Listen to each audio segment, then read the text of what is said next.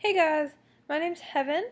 I'm a high school graduate. I'm 17 years old and I'm starting college in a month, which is all very exciting. Um, that's my wall, that's my window, and this is my couch. And this is an Oreo which my sister gave me because she interrupted the first take of my video.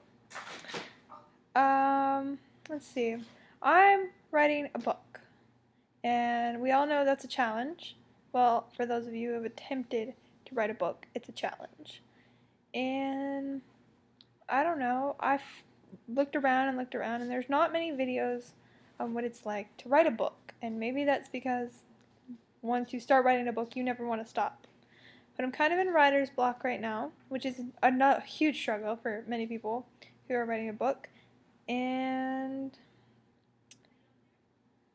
anyways, so that's kind of what I just wanted to talk to you guys about is what it's like to write a book.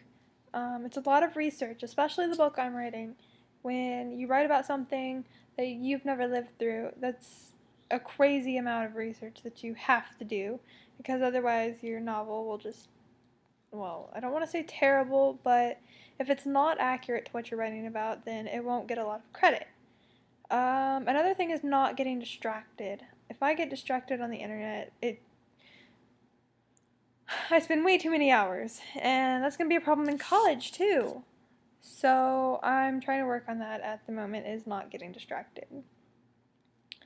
A good way to solve that, or at least that I've worked, is I sit in the section of the library of what I'm working on, and I just plug up right in between the books, and I get to work.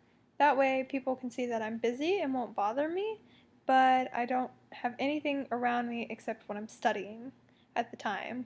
So there's that. For writer's block, I learned from my English teacher. His name's Mr. Bassoff. He's an author, actually, which is why I kind of wanted to start writing. He taught us that if we have writer's block, to pull out a new piece of paper, pull out a pen, and just continue writing for a set amount of time, and it doesn't even have to make any sense at all. You just have to keep writing. It gets your brain flowing, it gets ideas flowing, and yeah, it's really helpful. That's basically it. Another problem is naming people. Like, some of my characters just came alive and I knew their names right away, and that was fantastic.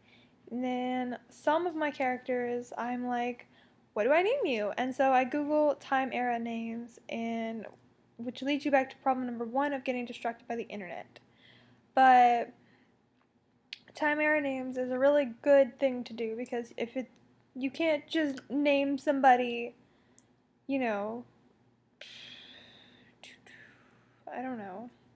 I don't know. You just can't name somebody Heaven and expect them to be in like Africa. Like Afrikaans, the language, has a specific name for heaven. So you can't just call somebody Heaven and if they live in Africa. Or you can't just name somebody you can't name somebody Sarah if they're Asian because Asians have really long names. Or that sounds stereotypical, but all the Asians that I know have really long names because they have their English name and then their Chinese name or Japanese name or anything like that. Oh gosh, please nobody get offended, please. This is my first video. Um, okay.